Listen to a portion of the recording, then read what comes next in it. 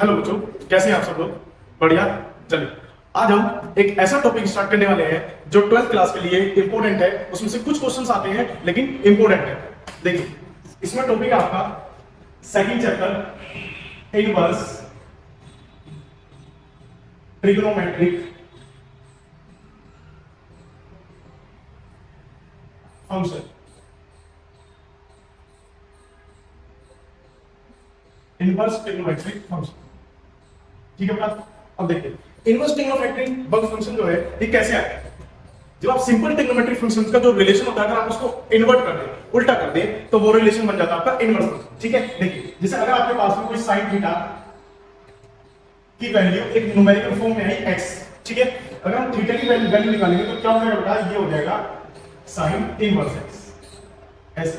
तो हमने इस फंक्शन का जो रिलेशन है वो उल्टा कर दिया, ठीक है। ये रिलेशन एंड चैप्टर में आपने पढ़ा होगा 11th क्लास में और 12th क्लास में, ठीक है। अभी theta is equal to sine inverse x है। अब हमें जो वर्क करना है वो इस x के लिए करना है, साइन इनवर्स x के लिए करना है, ठीक है।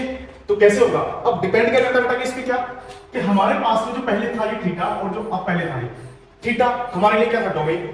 x क्या था हमारे लिए, रेंज। अब क्या है, अब हमारे लिए जो थीटा है वो रेंज है और x क्या है, डोमेन। तो रिलेशन हमारा उल्टा हो गया, जो पहले डोमेन हुआ करती थी वो रेंज बन जाएगी और जो रेंज है वो डोमेन। तो कॉन्सेप्ट क्या करता है, जो आपकी पहले डोमेन थी और जो पहले रेंज थी, जो आपका फंक्शन उल्टा होकर कहां पर आ गया, इनवर्स में आ गया। तो जो रेंज थी वो आपके लिए डोमेन बन गई। और हमेशा ध्यान रखना कि जो रेंज है वो हमेशा डोमेन पर डिपेंड करती है, ठीक है।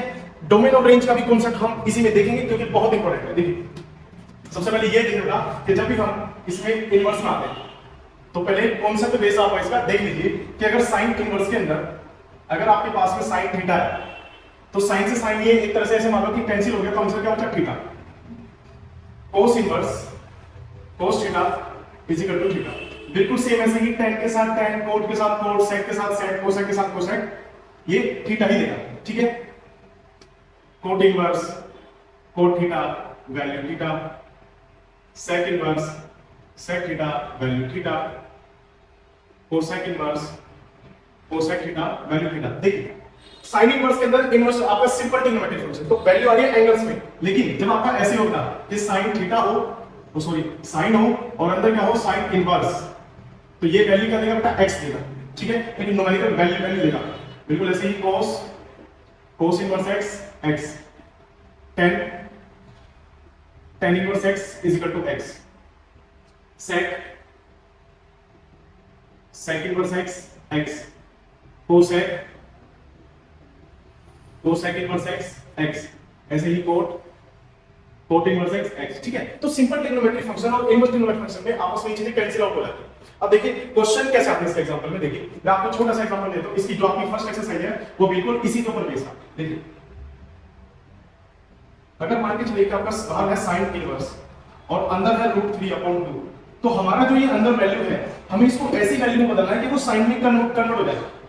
तो देखिए साइन इनवर्स √3/2 साइन में कब आता है, जब आपके पास में साइन 60 होता है, ठीक है। अब साइन से साइन कटा, एंगल कितना है 60 डिग्री। लेकिन हम 60 डिग्री क्यों नहीं करेंगे, क्योंकि हमने जो पढ़ा अब तक, हमने साइन इन सबको पढ़ा रेडियन में। तो आप यहां पर जो वैल्यू कन्वर्ट करोगे वो रेडियन में करोगे, यानी कि 60 को लिखोगे π/3, तो आंसर क्या हो जाएगा, साइन से साइन हटा और आंसर हो गया π/3। तो आपका ये क्वेश्चन है, ठीक है। जैसे अगर आपके पास क्वेश्चन आ जाए tan इनवर्स पर, तो करना क्या है, tan इनवर्स है और tan इनवर्स में 1 क्या होगा आपका, जब आपका π/4 होता है, tan से tan कैंसिल, तो आंसर इज π/4।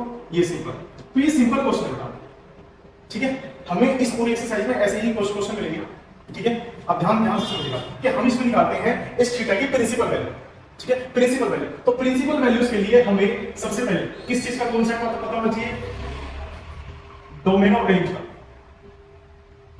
अब देखिए ध्यान से, बहुत इंपॉर्टेंट टॉपिक है आपका डोमेन और रेंज, क्योंकि प्रिंसिपल वैल्यूज हमारी जो भी वैल्यूज है वो सब डोमेन और रेंज पर डिपेंड करती है। पहले देखते हैं आपका इनवर्स ट्रिग्नोमेट्री की जगह किसका बेटा, सिंपल ट्रिग्नोमेट्री का। देखिए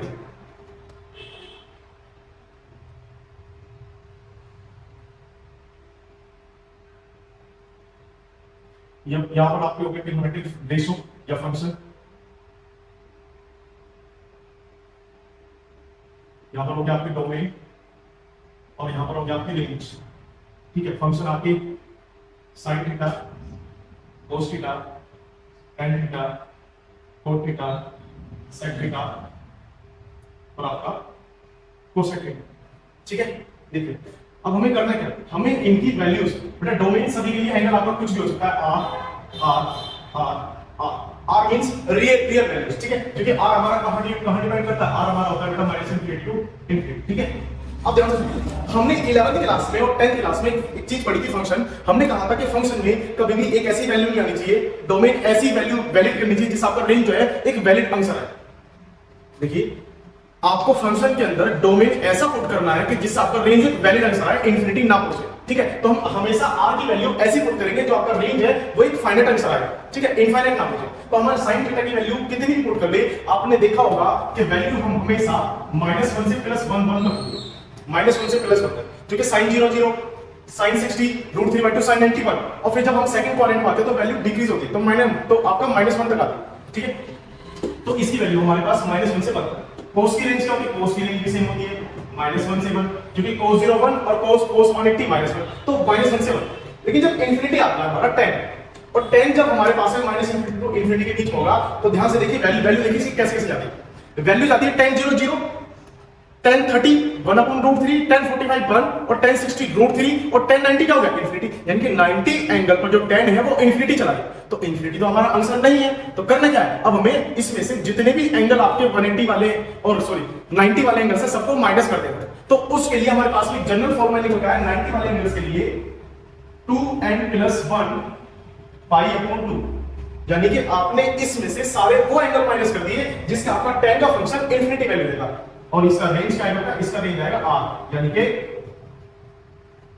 -इंफिनिटी टू इंफिनिटी, समझ गए, ठीक है, क्योंकि हमने सारे एंगल माइनस कर दिए, ठीक है। अब ऐसी कोट बात है, कोट में जब इंफिनिटी पहुंचता है वो एंगल पहुंचता है 0 पे, 0 पे पहुंचता है, तो यानी कि अब हमें कोट के डोमेन में से हमें वो वैल्यू माइनस कर देनी है जो जहां पर 0 बनेगा, 0 से 180, 180 से 2π, ठीक है, 2π से 3π, 4π, ऐसे। तो n π वाले एंगल माइनस कर दिए, और इसका भी रेंज क्या था r, यानी कि -इंफिनिटी टू इंफिनिटी। सेक में आइए, सेक में हमेशा हम कौन सा एंगल माइनस करेंगे, देखिए सेक 0 1 और सेक 90 इंफिनिटी, यानी कि सेक भी 90 में इंफिनिटी जा रहा है, और जब इंफिनिटी जा रहा है तो हम इसमें से 90 वाले एंगल्स माइनस कर देंगे, 2n + 1 π/2, और ऐसे ही कोसेक में से कोसेक 0 इंफिनिटी होता है, यानी कि n π। अब इसकी रेंज देखिए, सेक की रेंज में फर्क हो जाता है, कैसे, सेक 0 1 है और सेक 90 इंफिनिटी, जब आप इसको इनवर्स में जब ये माइनस में जाएगा तो क्या जाएगा, -1 से स्टार्ट होगा, कहां तक, -50, यानी कि -1 से 1 के बीच की वैल्यू आई ही नहीं।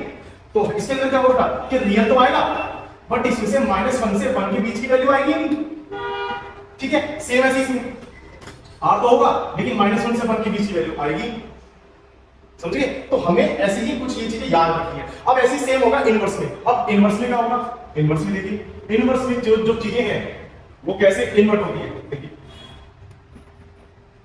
आपके पास में फंक्शन क्या हो गया, फंक्शन हो गया sin inverse x, cos inverse x, tan inverse x, cot inverse x, sec inverse x और cosec इनवर्स x। अब देखिए ये जो फंक्शन है ये इधर चला गया, यानी कि हमने थीटा पुट करना, वो कहां चला गया, x की तरफ। तो अब जो x है वो हमारे लिए क्या बन गया, डोमेन। अब जो x है वो हमारे लिए डोमेन है, जो रेंज थी, यानी कि sin चला जाएगा इधर, तो ये जो सारी रेंज है ये डोमेन बन जाएगी आपकी। तो डोमेन क्या होगा, -1 से 1, -1 से 1, यानी कि r -इंफिनिटी टू इंफिनिटी, ये भी -इंफिनिटी टू इंफिनिटी। अब ये -इंफिनिटी टू इंफिनिटी, और माइनस होगा 1 से 1, और सेम इसमें -इंफिनिटी टू इंफिनिटी, और ये -1 से 1, ठीक है। अब देखिए, और मैंने अभी भी आपको थोड़ी देर पहले बताया था कि रेंज हमेशा डोमेन पे डिपेंड करती है, डोमेन पर, क्योंकि जैसे ही डोमेन पुट करोगे वैसे ही रेंज आएगा। अब इसमें क्या है, आपकी डोमेन तो बहुत सारी है, रेंज आई थोड़ी, ठीक है। अब जब आपने इस फंक्शन को उठा करके इधर लिया है तो डोमेन क्या है, डोमेन एक तरह से लिमिटेड हो गई, एक इंटरवल आ गया, उस इंटरवल से जब रेंज आएगी तो वो भी छोटे इंटरवल में आएगी, ठीक है। अब देखिए साइन में जब हम लिखेंगे रेंज, साइन इनवर्स की रेंज किसके लिए बता, 4 प्रिंसिपल वैल्यू, जब हम प्रिंसिपल वैल्यू निकालेंगे, ठीक है, तो साइन इनवर्स x की वैल्यू -1 से 1 के बीच में होगी। साइन 1 कब आता है बेटा आपका, -π/2 का, और साइन 1 π/2, तो इसकी रेंज होगी बेटा -π/2 से π/2। यानी कि जब भी हम साइन का कोई क्वेश्चन सॉल्व करेंगे, जब हम साइन का कोई भी क्वेश्चन सॉल्व करेंगे तो उसमें जो आंसर आना चाहिए वो हमेशा -π/2 से π/2 के बीच में आना चाहिए, ठीक है। cos इनवर्स की होती है बेटा 0 to पाई। क्यों? क्योंकि cos 0 1 और cos -1 का होता है पाई पर। ठीक है, तो cos की जो डोमेन है वो क्या होगी -1 से 1 और cos इनवर्स की रेंज -0 से पाई। ठीक है, ऐसे ही tan में क्या था -π/2 से π/2। ठीक है, इंफिनिटी पहुंचेगा π/2 पर और -इंफिनिटी -π/2। ठीक है, सेम इसमें आपका इसमें क्या होगा 0 to पाई। ठीक है, सब समझे? अब ऐसे आपका sec में और cos इनवर्स देखिए ध्यान से। sec में क्या होगा? sec में आपका 0 to पाई और -π/2 से π/2, इसमें से कुछ वैल्यू माइनस आएगी। अब ध्यान से देखिए, जब आपने sec इनवर्स में आपने π/2 वैल्यू रखा ही नहीं तो यहां पर आंसर में कभी आएगा भी नहीं, क्योंकि आपने पहले सिंपल ट्रिग्नोमेट्री में आपने π/2 को रखा ही नहीं था, और जब रखा ही नहीं है तो वो आंसर कभी आएगा नहीं, क्योंकि आपकी वैल्यू क्या पूछ रही है 0 से पाई, और 0 से पाई तो आपका कौन सा आंसर माइनस होगा इसमें से माइनस हो जाएगा रेंज का कौन सा बेटा π/2, यानी कि π/2 एंगल नहीं आएगा, और इसमें कौन नहीं आएगा, इसमें 0 एंगल नहीं आएगा। तो ध्यान दीजिए बेटा, क्योंकि sec इनवर्स में आपने डोमेन क्या था -∞ से इंफिनिटी, तो 0 से पाई तक जाता, क्योंकि cos का क्या था रेसिप्रोकल, और जब cos का रेसिप्रोकल तो इंटरवल तो सेम होगा, लेकिन हमारा π/2 वाला एंगल नहीं आएगा, क्योंकि π/2 जो हमने यहां पर रखा ही नहीं था, तो उधर आंसर में कभी आएगा भी नहीं। तो ध्यान दीजिए कि इसकी जो रेंज है वो उसके लिए डोमेन बन गई, और जो उसकी रेंज है वो उसके डोमेन पे डिपेंड करेगी। समझे? तो प्रिंसिपल वैल्यूज निकालने के लिए हमें ये सब चीजें पता होनी चाहिए। जब बेसिक चीजें मैं बताऊंगी तो हम इस ट्रिग्नोमेट्रिक फंक्शन के सारे क्वेश्चनों को बहुत इजीली सोल्व कर सकते हैं। ठीक है, तो देखिए अब ऐसा ही क्वेश्चन हमारे पास में कुछ बनता है आपका क्या, देखिए कि अगर आपके अंदर cos इनवर्स में अगर आपका √3/12 है, cos है ना, cos है, तो √3/2 को किस में कन्वर्ट करोगे, √3/2 को कन्वर्ट करोगे किसमें, cos में। तो √3/2 cos में कब आता है, हमें वैल्यू टेबल पता होनी चाहिए, यानी कि आता है cos 30 पर, यानी कि π/6, cos से cos कटा, आंसर कितना है π/6, कितना है बेटा π/6 आया, और π/6 0 to पाई के बीच में लाई करता है, तो आंसर बिल्कुल ठीक है। ठीक है, तो हमें ये चीजें कुछ ऐसे ही पता होनी चाहिए। अब इसके लिए और चीजें कि कभी कभी हमारी जो न्यूमेरिकल वैल्यूज है इससे कभी नेगेटिव आ जाएगी, और जब नेगेटिव आएगी तो हमें करना क्या, नेगेटिव के लिए भी एक अलग चीज है। नेगेटिव के लिए अलग चीज क्या है, देखिए नेगेटिव के लिए अलग चीज है बेटा कि अगर साइन इनवर्स के अंदर अगर -x आए तो वो माइनस को बाहर निकाल देगा और साइन इनवर्स x होगा। ऐसे ही tan के अंदर अगर -x आ जाए तो माइनस tan इनवर्स x होगा, और अगर cosec के अंदर भी अगर -x आ जाए तो माइनस cosec इनवर्स x होगा। बट जो हमारे पास में इनके रेसिप्रोकल है, जैसे cos के अंदर अगर माइनस है तो पहले वो पाई में से माइनस होगा और फिर आएगा cos इनवर्स x, ऐसे ही sec inverse pi minus sec inverse x, ऐसे ही cot inverse -x pi minus cot inverse x। ठीक है, अब ध्यान से देखिए कि क्वेश्चन क्या होगा। क्वेश्चन देखिए जब भी माइनस आ जाए तो करना क्या है कि मान के चलिए cos के अंदर -3/2 आ गया, -3/2 हमने प्लस का क्या था माइनस का करते हैं, तो पहले जो एंगल है ना ये पाई में से माइनस हो जाएगा और इस माइनस का काम खत्म, अब ये आएगा प्लस में √3/2। अब सोल्व कीजिए, पाई माइनस cos इनवर्स में 3/2 का बात है π/3 6 पर cos से cos करा तो पाई माइनस π/6, तो आंसर कितना आएगा 5π/6। ठीक है, ये प्रिंसिपल वैल्यूज है। ठीक है, अब देखिए जरूरी नहीं है कि ये वैल्यूज कुछ बड़ी हो जाए, कुछ क्वेश्चन हमारा ऐसे भी आ सकता है, जैसे साइन के अंदर साइन 4π/3 आ जाए। अब ध्यान से देखिए 4π/3 हमने पढ़ा कि साइन इनवर्स के अंदर साइन हो तो थीटा आता है, लेकिन साइन से साइन करते हैं 4/3 आंसर आपका रियल आंसर नहीं है। क्यों? क्योंकि साइन इनवर्स की रेंज हमेशा कहां से कम होती है -π/2 से π/2, लेकिन यहां पर कितना है 4π/3, और 4π/3 तक π/2 से तो बड़ा हो गया। तो करना क्या है, आप पहले इसको जो अंदर साइन है आप पहले इसको ब्रेक करेंगे, कैसे पाई माइनस π/3। ठीक है, प्लस करिए, क्योंकि प्लस करके आएगा ना 4π/3। अब ध्यान से देखिए sine inverse sine pi plus theta क्या होता है साइन थीटा, और हमारे लिए जो थीटा है वो कितना है π/3। अब साइन से साइन था तो आंसर कितना है π/3, क्योंकि अगर आप इसे सोल्व करते तो आपका आंसर क्या था 4π/3, जो कि क्या होता गलत।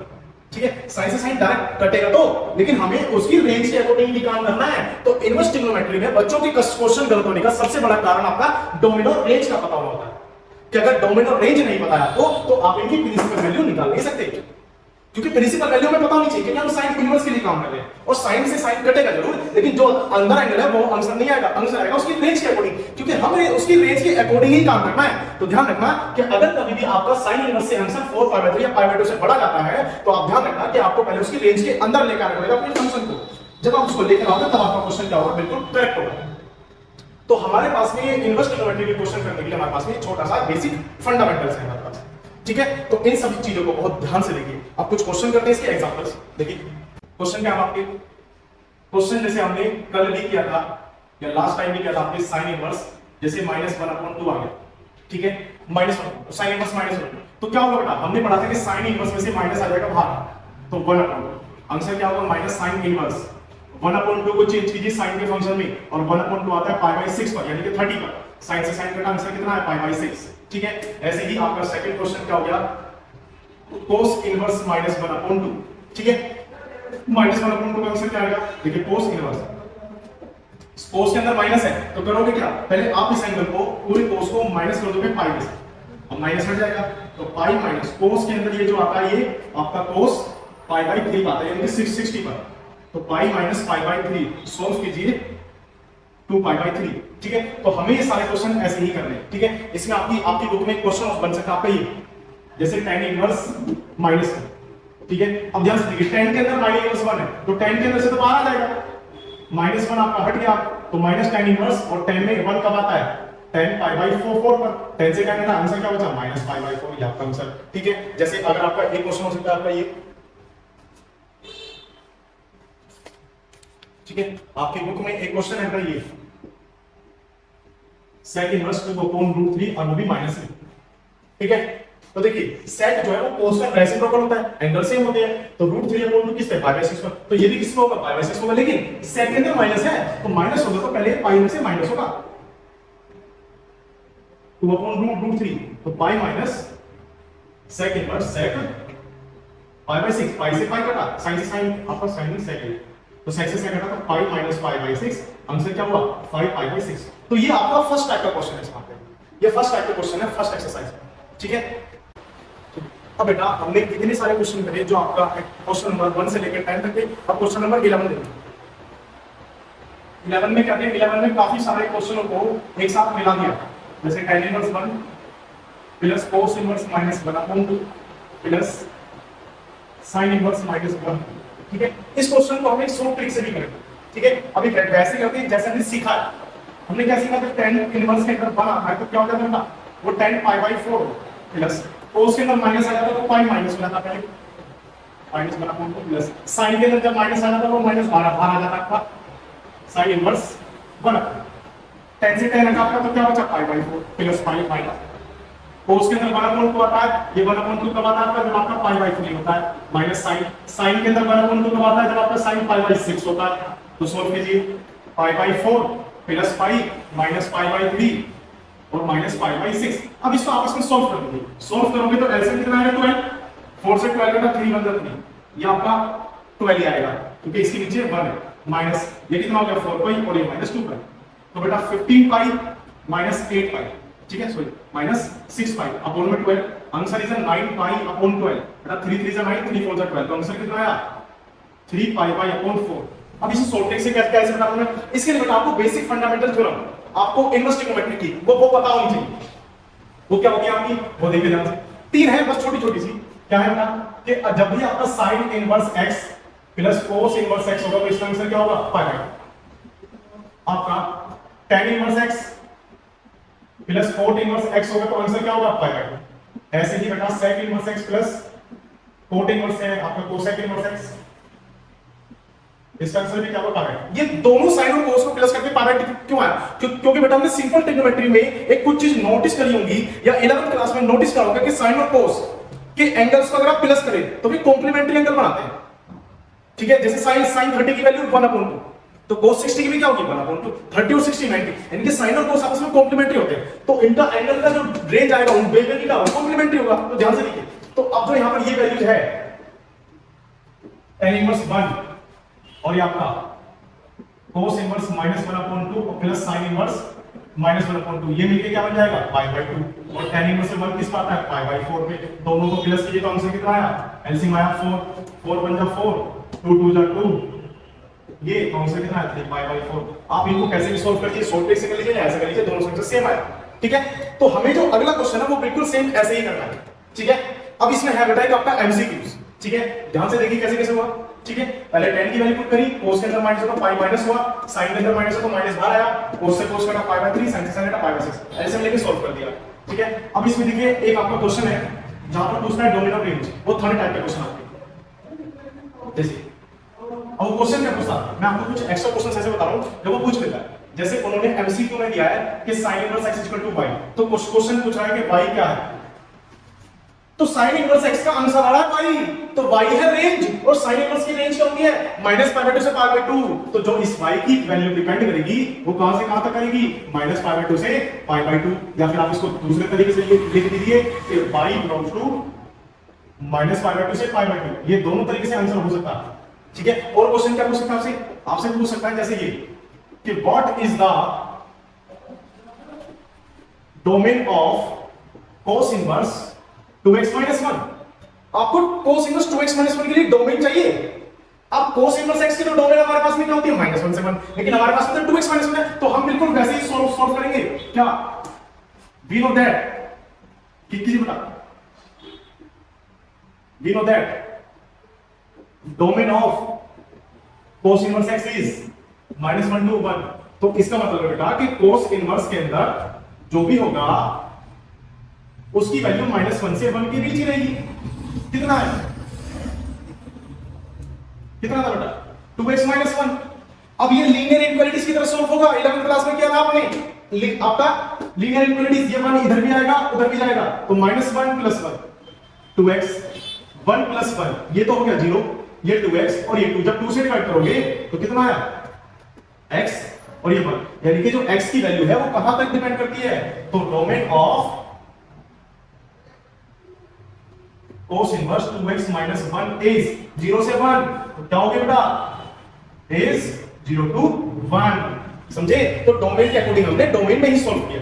ठीक है, अब प्रिंसिपल वैल्यू डोमेन रेंज कहां डिपेंड करती है, मैंने आपको एक एग्जांपल करके दिखाया था। एक क्वेश्चन और देखिए बेटा आपका इसका एक क्वेश्चन क्या है, जैसे cos इनवर्स के अंदर cos में आ जाए 11π/5, जैसे ये आ जाए, अब बेटा 5 से 11 को डिवाइड करोगे तो 2π समथिंग आएगा, और हमें पता है कि cos इनवर्स का जो रेंज है वो 0 से पाई है, तो 0 से पाई में तो बीच में आंसर नहीं आ रहा, cos से cos काट के आंसर नहीं आएगा। तो करोगे क्या पहले बेटा, जो आपके अंदर ये cos वाला है 11π/5, आप इसे पहले छोटे पार्ट में डिवाइड कीजिए। तो कैसे करोगे, cos 2π + π/5, तो 5 2 10 और 1 11, तो 11 आया। तो क्या होगा बेटा cos इनवर्स 2π + थीटा क्या होता है cos थीटा, यानी कि π/5, और cos से cos कटा ये π/5, तो आंसर इज π/5। तो ध्यान रखना बेटा कि जब भी ऐसे प्रिंसिपल वैल्यूज निकालने के आएगा तो cos इनवर्स के अंदर cos होगा, और आप इसको ब्रेक करके 11th क्लास के अकॉर्डिंग आप इसको ऐसे स्मॉल में ब्रेक कर सकते हैं, फिर cos से cos कटेगा, आंसर π/5। तो यहां पर आपका इनवर्स ट्रिग्नोमेट्री का जो कैलकुलेशन वाला पार्ट है वो खत्म हो जाता है। ठीक है, तो क्वेश्चनों को बहुत ध्यान से देखें कि कैसे कैसे हो गए। डोमेन रेंज पता होना चाहिए, वैल्यू टेबल पता होना चाहिए, और उसके अकॉर्डिंग हमें डोमेन रेंज और वैल्यूज के अकॉर्डिंग हमें प्रिंसिपल वैल्यूज निकालनी है और सिंपल वैल्यूज निकालनी है। तो 3 टाइप के क्वेश्चन आपने पढ़े, इस चीज को दोबारा देखिएगा और ध्यान से देखिएगा। ठीक है।